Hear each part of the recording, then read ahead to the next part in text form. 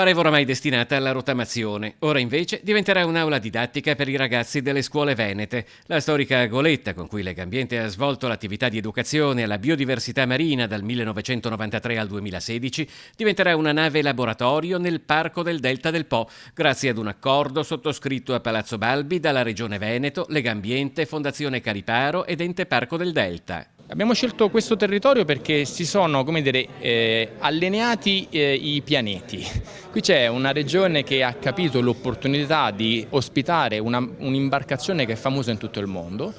C'è una fondazione, la Fondazione Cariparo, che ha capito l'importanza di questo progetto e ha deciso di fare un investimento culturale, educativo su questo territorio, e poi c'è un parco straordinario, il Parco del Delta del Po, che è il luogo giusto per portare un'imbarcazione così importante come la Cattolica di Goletta Verde. L'imbarcazione attualmente ad Albarella sarà trasportata in un cantiere a Loreo dove verrà disalberata e trasformata in aula didattica. La durata prevista dei lavori è di 4 mesi.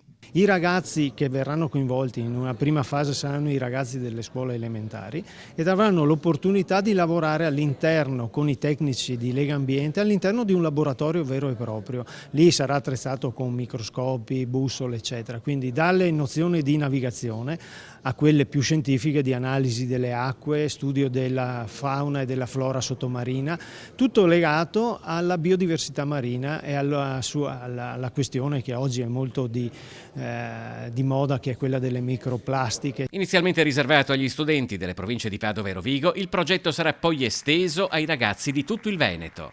Siamo molto contenti non solo del progetto nei suoi contenuti educativi e di stimolo al turismo colto, ma anche perché la governance in un certo senso, cioè questa iniziativa comune che vede insieme istituzioni pubbliche, la fondazione e istituzioni private, mi pare che sia esemplare di un modello che va adottato e diffuso anche in tante altre occasioni.